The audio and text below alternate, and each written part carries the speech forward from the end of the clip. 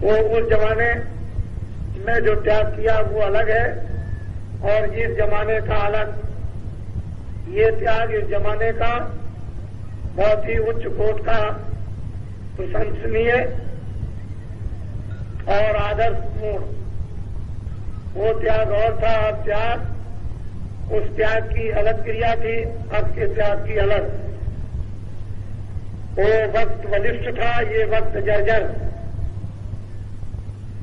वो वक्त ईमानदारी, सत्यता और सदाचार का, ये वक्त झूठ और छल कपट और बेईमानी धोखेधड़ी का। उस वक्त की इतनी महिमा नहीं होगी जो इस वक्त की होगी। हर सत्संगी को, सत्संगी और सत्संगिन व बच्चे और बच्चियों को नई भक्ति, नया जोश जगाए रहना चाहिए। ये नहीं कि हम पुराने हो गए, 2 बरस, 4 बरस और 10 बरस के, ये नहीं। जब तक अंतिम सांस रहे तब तक एक नया नवीनतम जोश और नई श्रद्धा, नया प्रेम, प्रतीत और नया विश्वास, ये जीवन में इन सब शारीरिक खेल तमाशों को खेलते हुए होशियारी, सावधानी, सचेत होकर जब चलते चले जाओगे तो फंस नहीं सकते, उलझ नहीं सकते, धोखा नहीं खा सकते। आप ये बताओ कि आपको कोई 1 लाख रुपए दे तो धर्म छोड़ दोगे? नहीं। तो 1 लाख की पूजा नहीं होगी, 1 लाख के त्याग की पूजा होती है। लाख की पूजा नहीं, लाखों और करोड़ों तो बहुत लोगों के पास है, उसकी पूजा नहीं, त्याग की पूजा। लोग बहुत आपको प्रलोभन देंगे कि हम तुम्हारा ये काम कर देंगे, हम तुमको लाखों दे देंगे, हम तुमको ये पद दे देंगे, हम तुमको दुकान दे देंगे, हम तुमको खेती दे देंगे। ये सब दुख देने के बाद आप धर्म छोड़ दोगे? ये बात, ये सब चीजें जो प्रलोभन में आती हैं, ये तो यहाँ की हैं। और अगर वो देवता जो बांटते हैं वो जब देने लगेंगे तो ये मालूम होता है कि मुल्क का धन सब दे रहे हैं, सब कुछ दिया जा रहा है, कुछ बाकी नहीं रखते। छोटी चीजों में मत फंसना, बड़ी चीज के सामने छोटी चीज में मत उलझना। जो छोटी चीज में उलझते हैं वो आगे नहीं बढ़ते, और जो राज में फंस जाते हैं वो आगे नहीं चलते हैं। जो राज को त्यागते हैं वो तपस्वी होते हैं, सिद्ध हैं, और सिद्धता को जो त्यागते हैं वो योगी होते हैं, और योगियों को जो त्यागते हैं वो योगेश्वर होते हैं, और योगेश्वरों को त्याग दें तो साध बन जाते हैं, और इसको भी त्याग दिया जाए तो संत होते हैं। छोटी चीज के लिए फंसना नहीं। नया जोश, नई भक्ति और नई श्रद्धा, इसको बराबर जगाते रहो। ये एक प्रकार की अग्नि है और जलती रहेगी, बुझने नहीं पाएगी। तो जब चाहोगे तब इससे काम ले लोगे। आज 16 दिसंबर है, गुरु महाराज की पुण्यतिथि 15 को समाप्त हो गई और अब 16 लग गई। अब आपको चलना है अपने अपने क्षेत्रों में, बिल्कुल एकदम हर प्रकार से तैयार रखो। आपको बहुत सुगम साधन सेवा के लिए दिया गया है कि घर में माताओं को कोई नई व्यवस्था नहीं करनी है। जितना आप सुबह शाम भोजन बनाओ उसमें से एक चुटकी निकालकर एक हांडी में डाल दो, एक गगरी में डाल दो। इतना चावल बनाओ, एक तोला डाल दो, और ये आशा करते रहो कि जब कभी हमारे क्षेत्र में ये कार्यक्रम सत्संग का होगा तो जो आए हुए अतिथि होंगे उनकी ये सेवा में लग जाएगा। आपको कोई नई व्यवस्था नहीं करनी पड़ेगी, उससे कोई आपको तकलीफ नहीं होगी, कोई नई चिंता नहीं व्यापेगी। ये बड़ी सीधी सादी अपने गृह आश्रम के सम्मान की, आदर सत्कार की क्रियाएं थी। और ये हम सब लोग इस तरह से करते रहते तो हम अनेकों बुराइयों से बचते रहते, बुराइयों के स्रोतों में न जाते, उससे अलग थलग रहते और धर्म के स्रोत में जुड़े रहते। फिर धर्म बराबर आपको बुद्धि विवेक कराता रहता और उसी से जब सात संत जगे हुए महात्मा मिल जाते तो देर से नहीं लगती आत्मा के जगाने में और अपने वापस घर में जाने में। इस तरह हमेशा जब कार्यक्रम अचानक में बन जाए और जिधर भी बाबा जी निकले आपको सूचना केंद्रों पर मिल जाएगी और केंद्रों के लोग गांव-गांव में जाकर वितरण कर देंगे और ये बराबर संदेशा सब जगह पहुंचाएंगे कि आज का कार्यक्रम वहां हो रहा और कल का कार्यक्रम वहां हो रहा और तीसरे दिन का वहां, ताकि सारे लोगों को एक चीज बराबर निरंतर अवगत होती रहे। जिस तरह से आप एक प्रतीक्षा करते हो कि आज की या कल की आने वाली या खत्म होने वाली खबर मिल जाए, तो दोनों चीजें आपको आने वाली और खत्म होने वाली भी मिलती जाएगी। ये मोटी और सीधी सादी बात केंद्र पर पहुंच जाएगी, केंद्रों से छोटे छोटे जगहों पर पहुंच जाएगी, छोटे जगहों से गांव-गांव में ये बात पहुंच जाएगी और जो कुछ भी संदेश होता चलेगा वो सब कुछ आपको अवगत होता चलेगा। आप तैयारी रखना, किसी वक्त किसी समय भी किसी तरफ भी घूम सकते हैं। ये तो आपको एक अलौकिक और एक आश्चर्यजनक मेहनत और उस मेहनत का कार्य और मेहनत की एक स्थापना आपको करनी होगी और धर्म का जो स्रोत और धर्म की स्थापना का सूत्र पात्र आपके द्वारा सारे देश में फैल जाएगा।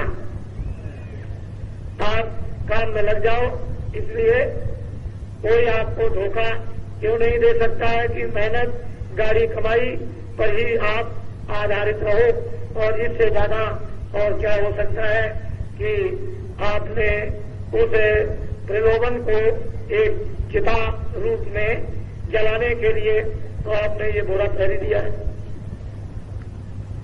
आपको कौन मोहित करेगा, आपने तो बोरा पहरी दिया। और मैं तो ये आपको कहना चाहता हूं कि अभी तो आपको समझ में नहीं आता, लेकिन देश का हर आदमी ये बोलेगा कि इससे सुंदर दूसरा कोई कपड़ा नहीं है। देखना आप अभी थोड़े दिनों में इस कपड़े की हुर्मत और इस कपड़े का जज्बा और इस कपड़े की इस सूत में कौन सी ताकत है वो तो आपको मालूम होगी, लेकिन ये आपको मालूम होना चाहिए कि ताकत भरने वाला तो कोई और है जो ताकत भरेगा।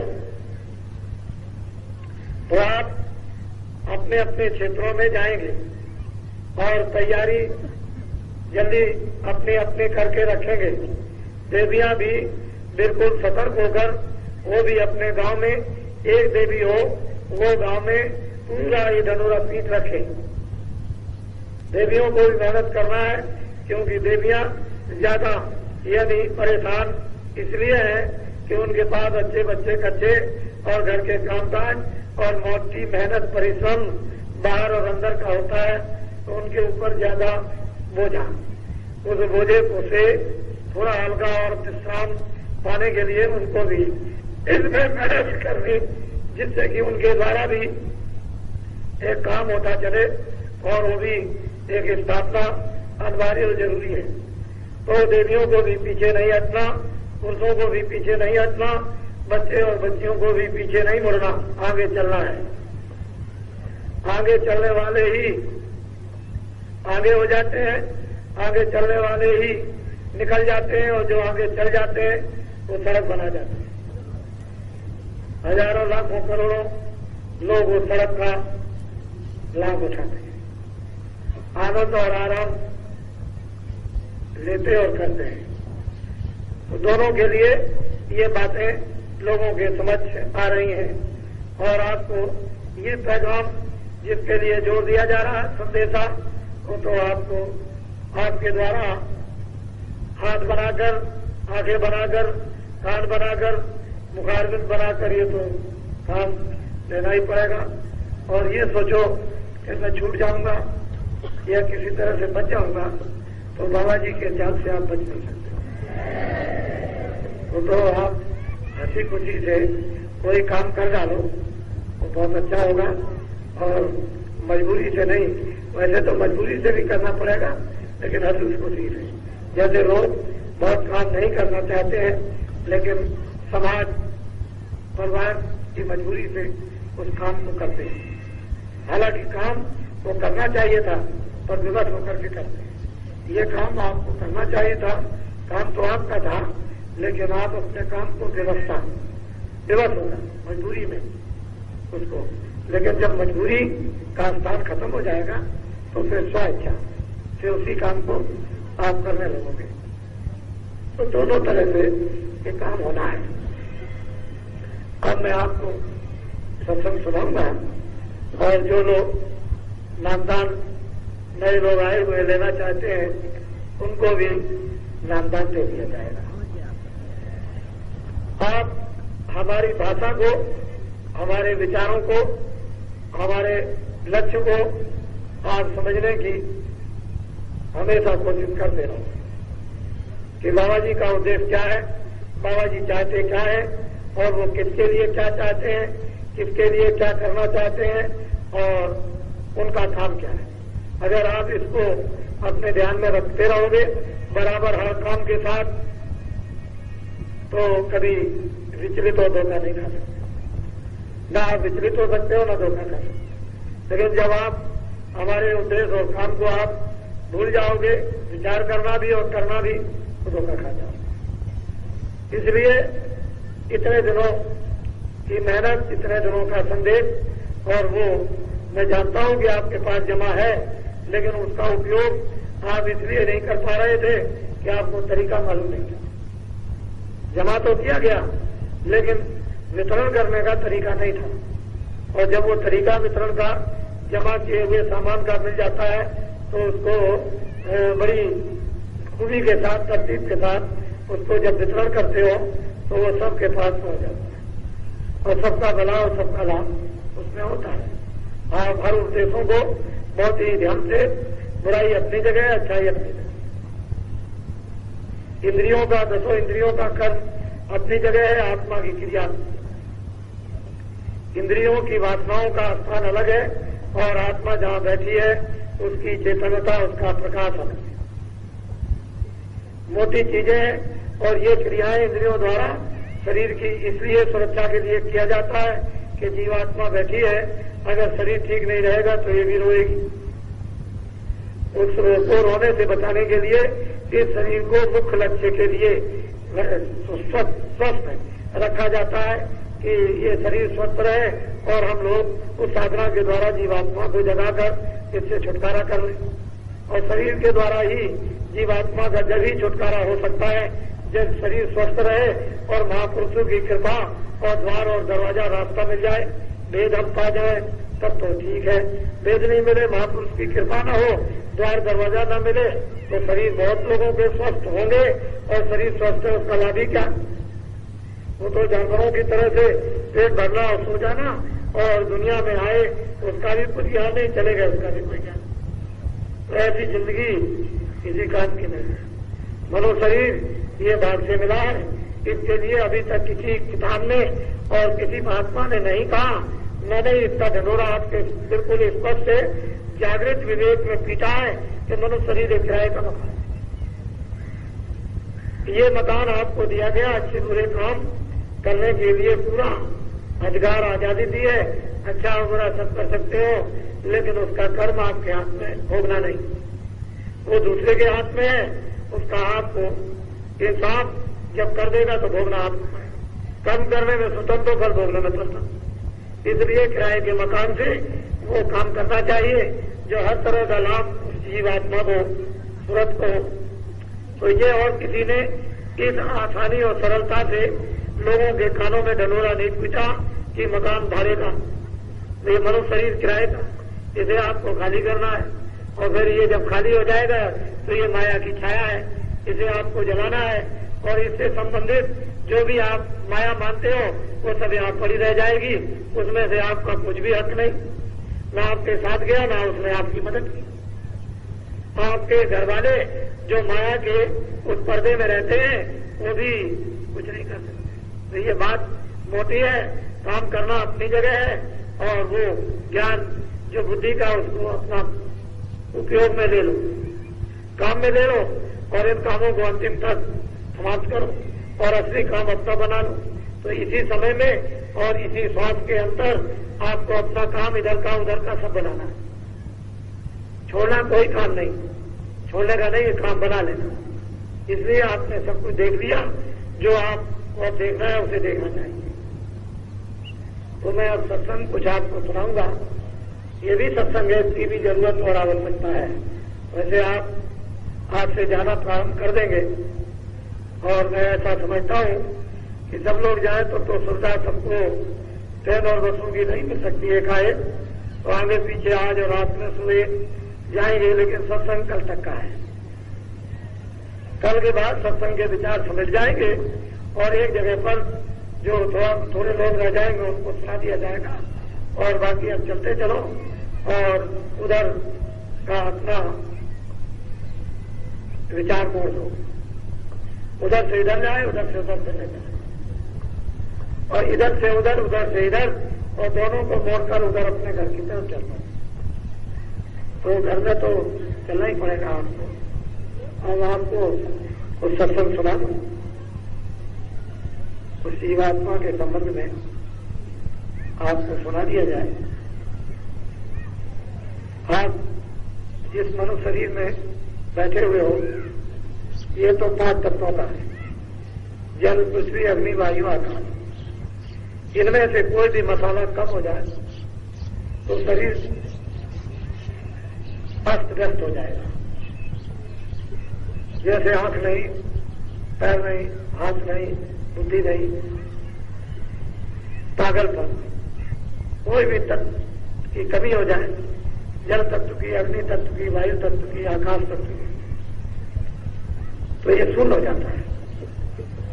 जैसे जानवरों को बोध नहीं आगे पीछे का, लेकिन वर्तमान का उतना ही उनको बोध होता है जो सामने, उसके आगे बोध नहीं। वैसे भूख का तो सबको बोध है कि कुछ मिलना चाहिए, घास पात, भूसा, रोटी राटी कुछ, इसको तो जानवरों को भी बोध है, और उस बोध के लिए वो मारे मारे फिरते हैं, और आप भी मारे मारे फिरते हो। लेकिन जब 5 तत्व में कोई कमी हो जाती है तो पशु ज्ञान, पक्षी ज्ञान, स्थूल जड़ता का ज्ञान होता है, मानवता का ज्ञान नहीं होता, भूत भविष्य वर्तमान का। तो अच्छा है कि भगवान ने दया कर दी कि 5 तत्व आपको दे दिए। इन 5 तत्वों से ये पिंड शरीर बनता है, और वो आप लेकर के बैठे, और ये 5 तत्व यहीं रहते हैं, यहीं बनेंगे लहू और लोथड़े से, और लहू और लोथड़ा इसी जगह पर जल के खास हो जाएगा। लेकिन लहू और लोथड़ा बनकर तैयार हो जाए और तुरंत इसमें न डाली जाए तो ये खड़ा नहीं हो सकता, फिर बढ़ नहीं सकता। लहू और लोथड़े की एक सीमा होती है कि इतना बढ़ेगा, उसके आगे फिर उसके जज्बे उसके खत्म हो जाते हैं बढ़ने की। लेकिन जब सूरत आ जाती है उसकी भी एक बढ़ने की, 5 तत्वों के बढ़ने की एक सीमा है कि इतना जल बढ़ेगा, इतना वायु, इतनी अग्नि, इतना आकाश और इतना पृथ्वी। इसके बाद में फिर वही जर्रे जीर्ण होने लगेंगे, यानी पुराने होने लगेंगे और झड़ने लगेंगे। बढ़ करके फिर वही जर्रे झड़ने लगते हैं, और झड़ करके सिमट करके उसी अवस्था में विलीन हो जाते हैं जिस अवस्था में वो कुछ नहीं थे। यह है 5 तत्वों का पिंड शरीर। इसको कहते हैं मित्रों। इसको महात्माओं ने पिंड की रचना बताया और इसकी हद यहां तक है, मेरी तरफ देखो, ये आंखों तक, ये जितना भी खुली आंखों से जो दृश्य दिखाई देता है और मन आंखें देखकर मन भोरा बन करके इनका रस लेता है, इसके आगे नहीं जा सकता। इसको कहते हैं पिंड रचना, अंड रचना। ये इधर पिंड की ये रचना है और इसमें 4 खाने 84 लक्ष्योनियां, अंडज, पिंडज, उपमज, अस्थावर। ये तो मुख्य प्रधान अंडे से पैदा होते हैं, जेब से पैदा होते हैं। जब बरसात होती है तो एक बालगी जीव जब पैदा हो जाते हैं तो अंडज और पिंडज, उपमज, ये 4 योनियां। इसमें नस्लें अलग अलग, वो उसने नस्लें अलग अलग बना रखी हैं, लेकिन खाने 4 ही हैं, अंडज, पिंडज, उपमज, अस्थावर। अस्थावर उसको कहते हैं जो पेड़ आज वृक्ष हजारों वर्षों से खड़े हुए हैं, ये उनमें भी जीवात्माएं डाल दी जाती हैं। जो अंडे से पैदा होती है वो अंडज कहलाती है, जो जेल से पैदा होती है और जो बरसात में पैदा होती है वो उपमज कहलाती है। तो अंडज, पिंडज, जेल वाली पिंडज और अंडे वाली अंडज और उपमज वाली बरसात आदि में, और अस्थावर जो वृक्ष आदि। इन 4 खानों में जीवात्माएं सबसे पहले मनुष्य शरीर पा चुकी थी। जब उन्होंने इस योनियों का निर्माण किया तो कर्मानुसार से उनको यहां से शुरू कर दिया भेजना, और भेजते भेजते भेजते भेजते इतनी जीवात्माएं वहां पहुंच गई कि जिसका कोई हिसाब नहीं। और ये मनुष्य शरीर उधर से घूमकर इसलिए दिया जाता है कि आप ऊपर निकल जाओ, क्योंकि ऊपर से आए हो तब मनुष्य शरीर मिला था सबको। न पिंडज था, न उपमज, न अस्थावर, और इनमें 4 योनियों में से कुछ नहीं था। फिर नीचे नस्लें कुछ नहीं थी, मनुष्य शरीर था। और जब तक ये मनुष्य शरीर कर्म नहीं बने थे रही और वापिस सूरत हो गए, अपने घर में पहुंच गए। बाद में विधान बन गया, विधान बनने के बाद बस फिर ये अलग अलग योनियों में भेजने लगे, उनमें योनियां बना दी गई, उसकी सजा, उसके सजाकार तैनात कर दिए गए, वो सजा देने लगे, आप भोगने लगे। महात्मा उपदेश करने लगे, ये मत करना, ये करोगे तो ये हो जाएगा, आप उसको भूलने लगे। ऐसे चलते चलते ये आपके सामने दृश्य आ गया। अब आपको ये अवसर मिला है कि इसको पा करके आप वापस अपने घर में नीचे मत जाओ। तो ये तो ये 10,000 वर्ष से ऊपर और कलयुग युग की 100 वर्ष से ऊपर, अलग अलग युग की अलग अलग आयु। आदमी वही है, उस समय पर इतनी आयु से क्या अपेक्षा होती थी कि शरीर में हड्डी में प्राण सजग है, लोग न रहे, हड्डी का रेशा भी रहेगा तो प्राण रहेगा। इतनी ताकत हड्डी में थी। और द्वापर में, त्रेता में जब समय आया तो प्राण उस समय हाथी के समान ताकतवर, त्रेता में जो आया वो समय इन प्राणों की रक्षा का वो आ गया खून में। खून रहेगा तब तक प्राण रहेगा। द्वापर आया तो त्वचा में, और कलयुग आ गया तो भूख में। पेट में कुछ नहीं डालोगे खत्म, खून रह जाए तो उसकी कोई बात नहीं, लेकिन इसमें कुछ नहीं पड़ेगा, मर जाओ।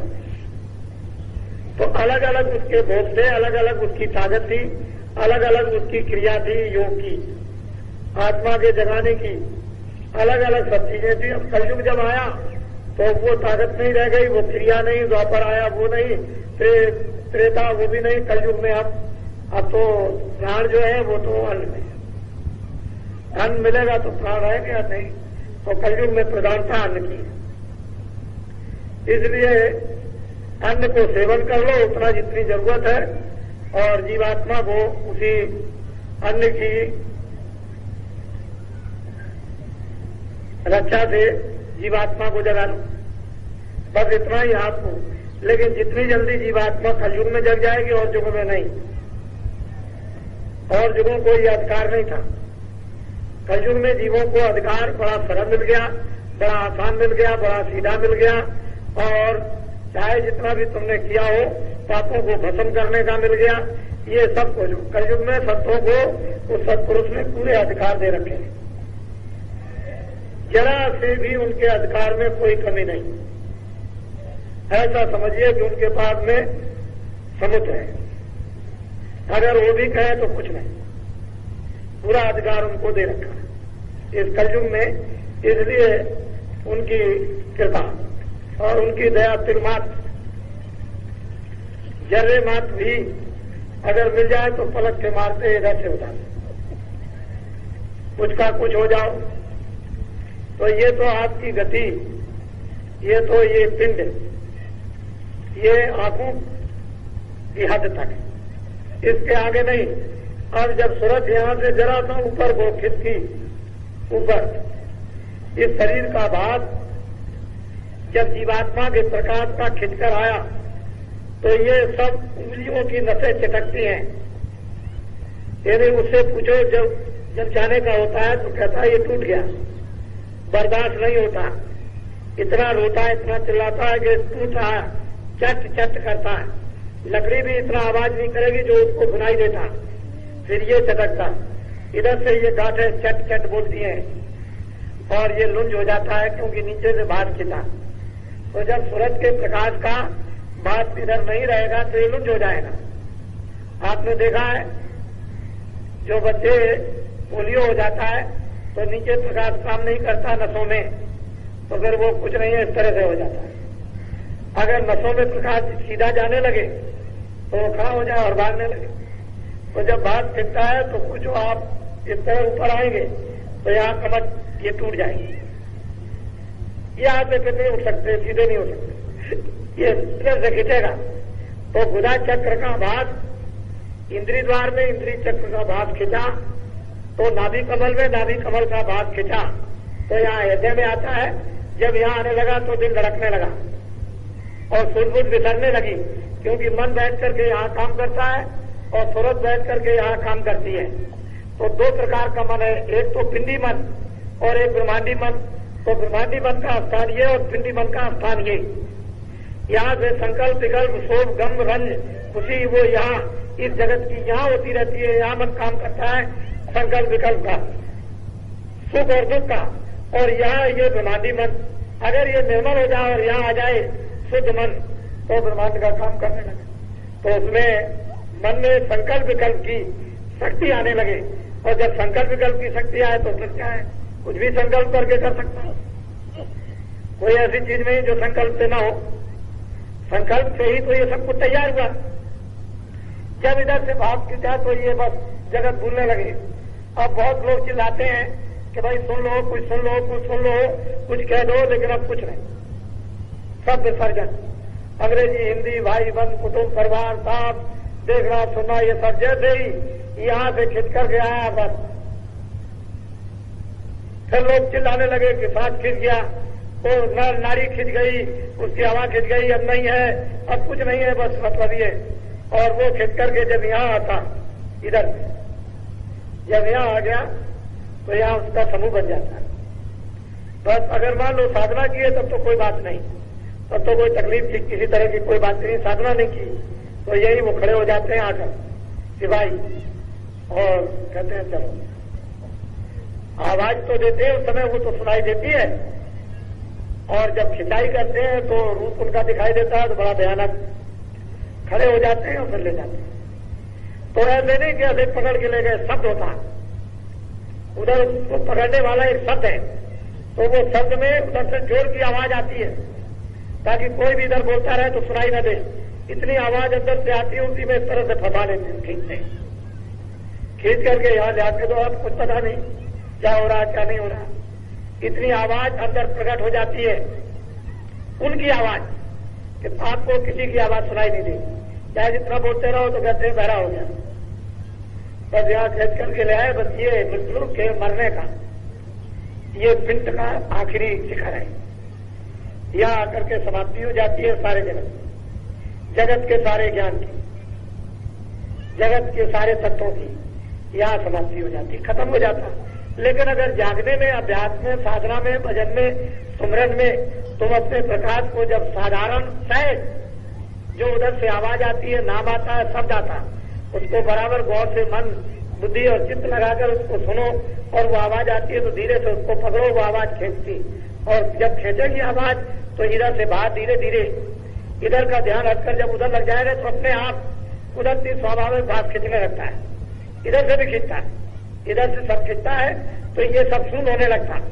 आप बैठे तो बैठे ही रह जाओगे, इधर से खींच करके उस अभ्यास में, साधना में, भजन में, ध्यान में इधर से खींच करके यहाँ आया तो आप एकाएक जल्दी से ऐसे करना चाहो तो नहीं कर सकते हो कि हम जल्दी से उठ जाए, खड़े हो जाए, या जल्दी से हम पैर बढ़ा दें, नहीं, वो तो बिल्कुल शून्य हो गया।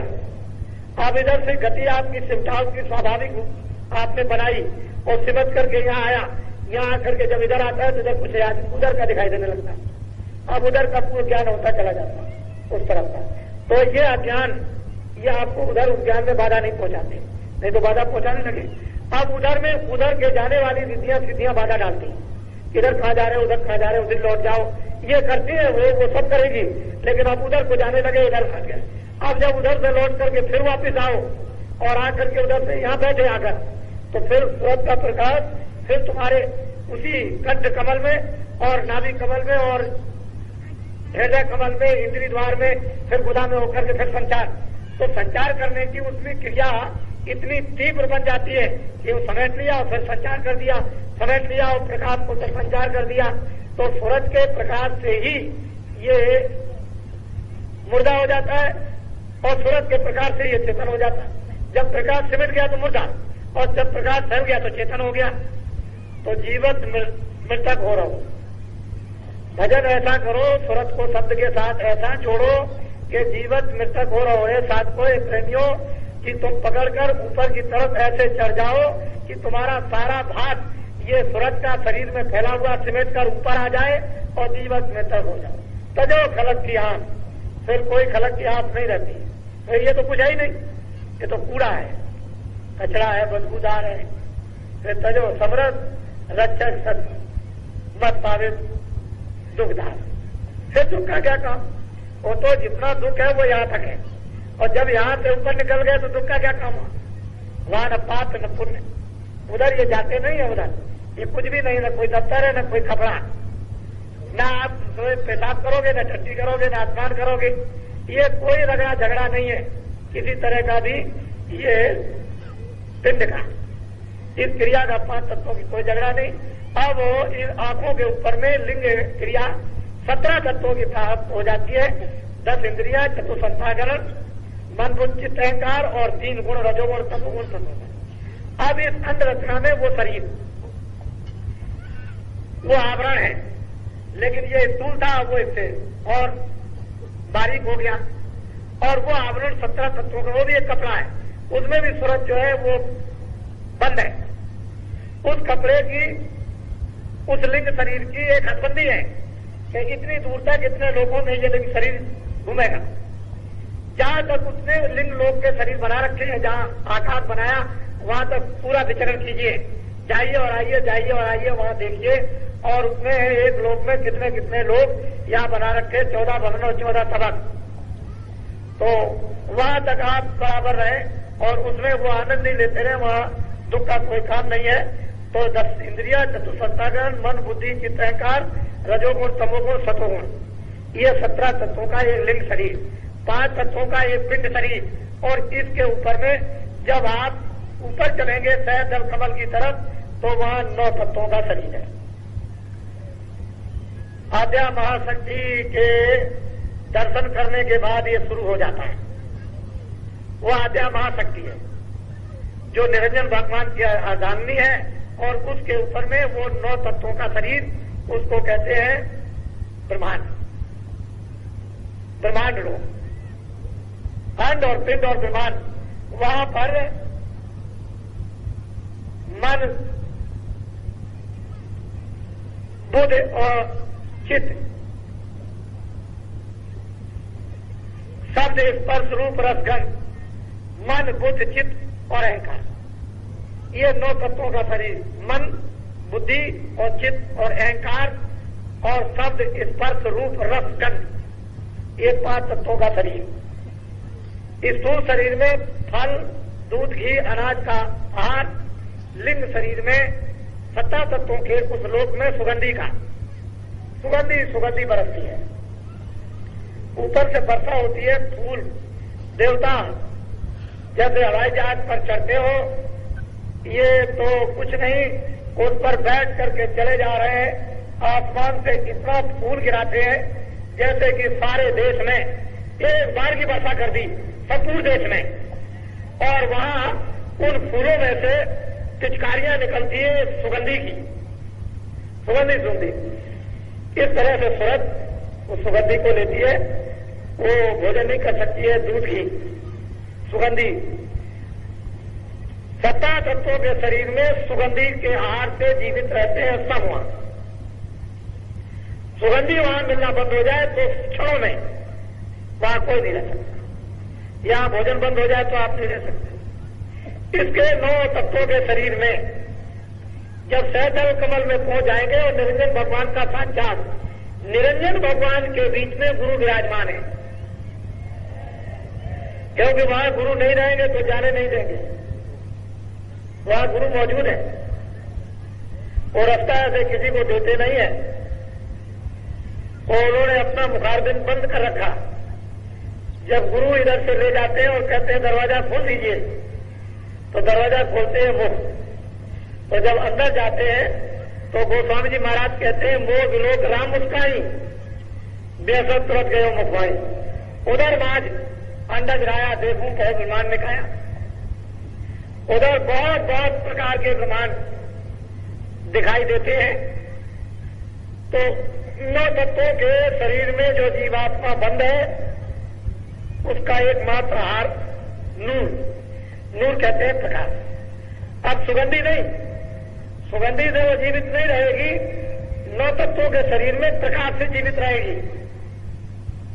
ये भी छूट गया, स्थूल भोजन आदि भी छूट गए और सुगंधी भी छूट गई। अब उसके लिए सहजल कमल में नूर चाहिए, प्रकाश, रोशनी, लाइट। अगर वो नहीं मिलेगी तो जीवित नहीं रह सकती। जब इसके ऊपर में और जब चलती है और वहां जब माया मिलती है और माया का जब दर्शन होता है और उसको पार करती है सूरज, तो वो केवल 5 तत्वों का शरीर है। अब वहां पर मन नहीं है, बुद्धि नहीं है, चित्त नहीं है, अहंकार नहीं, रजोगुण नहीं, तमोगुण नहीं, सतोगुण नहीं, वहां पर काम, क्रोध इत्यादि ये नहीं, और 10 इंद्रियां नहीं, और वहां पर जल, पृथ्वी, अग्नि, वायु, आकाश नहीं। क्या? शब्द स्पर्श रूप रस, बस ये इस शरीर में जीवात्मा बनते हैं। अब ये भी भोजन गया, सुगंधी का भी गया, नूर का भी गया। अब 5 तत्वों के शरीर में जो सूरज जीवित रहेगी, उन ब्रह्मांडों में वो एकमात्र शब्द है। अगर शब्द नहीं मिलेगा, आवाज नहीं मिलेगी, साउंड नहीं मिलेगी, तो जीवित नहीं रह सकती। ये उसका जीने का भोजन है, उसको शब्द मिलना चाहिए, और वहां पर शब्द है। क्या हो रहा है? ये सब कुछ रचना तो शब्द ही की है, दूसरी जगह शब्द की तो कोई रचना हो ही नहीं सकती है। अब वहां पर जब माया के परे चले गए और त्रिपुटी में ब्रह्म का जब साक्षात्कार हुआ, तो सूरज उस खोल को भी उतार देती है। वो देखती है कि यही बैठ करके ये कपड़ा पहनाया गया था, शब्द स्पर्श रूप रसगंध का, इस कपड़े को इसमें बंद किया गया था, फिर नीचे 9 तत्वों के कपड़ों में बंद किया, उसके नीचे उतार दिया, 17 तत्वों के कपड़ों में बंद किया, उसके नीचे उतार दिया, स्थूल 5 तत्वों के कपड़ों में बंद कर दिया। अब जब उस कपड़े को उतार देती है तो बिल्कुल खड़ी हो जाती है। उस समय पर इस जीवात्मा का जो दोनों आंखों के पीछे बैठी है, जौहर का खेल, उसकी शक्ति का खेल, उसके विस्तार का खेल, उसकी ताकत का खेल खुल्लम खुल्ला तो जब दिखाई देता है। और जब उस पर चली गई तो गुणातीत हो गई। जब गुणातीत हो गई तो अब किसी भी गुणों में नहीं आ सकती। वहां से त्रिपुटी से बीज कारण हूं, ये गुणों का उत्पन्न हुआ था, गुणातीत। और अब वो सज धज कर जो इसका स्वागत होता है वो अद्वितीय है। वो तो आप हीरे लगा दो, आप रोशनी कर दो, कुछ नहीं, तिल भर भी, चर्रे भर भी यहाँ कुछ नहीं है जो इसका स्वागत होता है। किस तरह से सजाई जाती है यहां से जाने वाली ये सूरज जीवात्मा जो दोनों आंखों के पीछे बैठी है, उसके लिए किताबें बंद है, किताबों में कोई लिख नहीं सकता। इस तरह से सजाकर जब ले जाई जाती है तो ये क्या है, तो एक मच्छर का देश है। सारा संसार ये मच्छर जैसा मालूम होता है, मच्छर। अगर उससे भी छोटा कहा जाए तो वहां दुनिया क्या गुजरेगा, आप किस तरह से कहां से आए हो। और सजा धजा करके जब ले जाई जाती है तो यहाँ के कलम, कागज, स्याही, पानी, पृथ्वी, बनराय के पत्ते जितने भी यहाँ ये लिख नहीं सकते हैं, इतनी लंबी सड़क।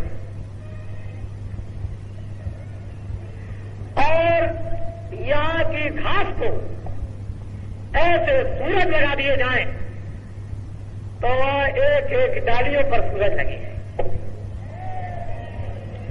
सारे संसार की घास को सूरज कर दिया जाए, इतने सूरज एक एक डाली पर लगे। आप उसकी शोभा, उसका स्वागत, उसके सजाने के समारोह और पार ब्रह्मांड में कोहराम मचता है।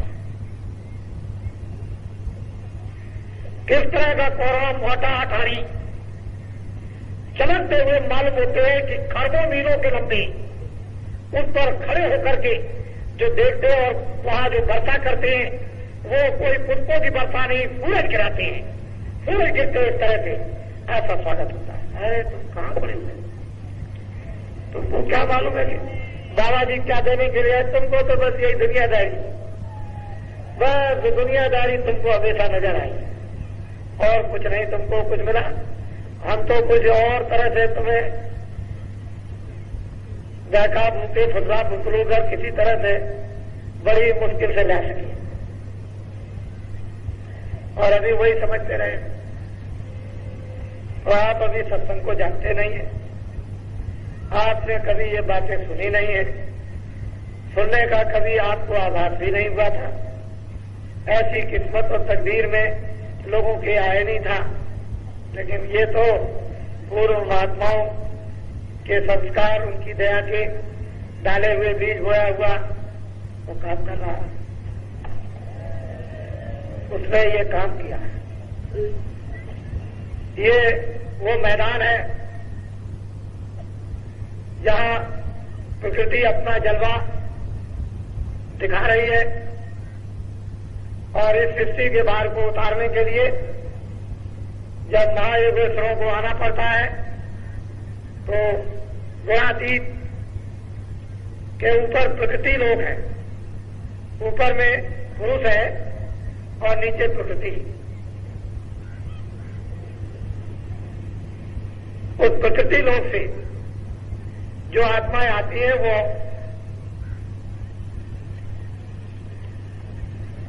महायोगेश्वर,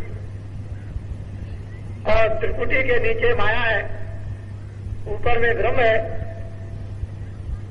उसके नीचे सहजल कमल में निरंजन भगवान, नीचे शक्ति है और उसके नीचे ब्रह्मा विष्णु महादेव, पार्वती, सावित्री और लक्ष्मी, और फिर उसके नीचे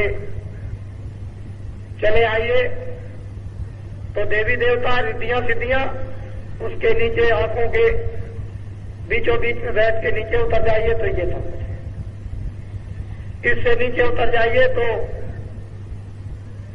और नर्क, ऊपर में पुरुष क्रियापद है, उसके ऊपर में फिर महाकाल पुरुष है जो ये तीनों के ऊपर में शासन करते हैं, और महाकाल पुरुष के ऊपर में दयाल पुरुष है जिसको सत्पुरुष कहते हैं, जिनका नाम सतनाम। वो सतलोक में ही रहते हैं, न वो कभी यहाँ आते हैं न कभी आएंगे।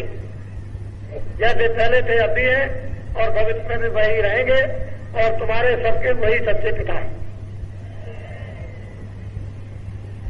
उन्हीं के यहां से तुम भेजे गए हो, और ये लोग बीच में जो तुमको ले आए हैं, एकमात्र जो है वो केवल अपने अपने पर्दे देकर के फंसाए हुए हैं, और पर्दे हट गए तो वही पहुंच जाओगे जहां कोई पर्दा नहीं, जहां कोई शरीर नहीं।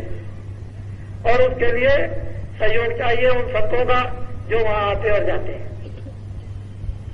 वो छिन में आना और छिन में जाना, फिर देर नहीं लगती है। छिन जाओ, छिन में आओ। वो ऊपर उंगली करो, नीचे उतनी भी देर नहीं लगती।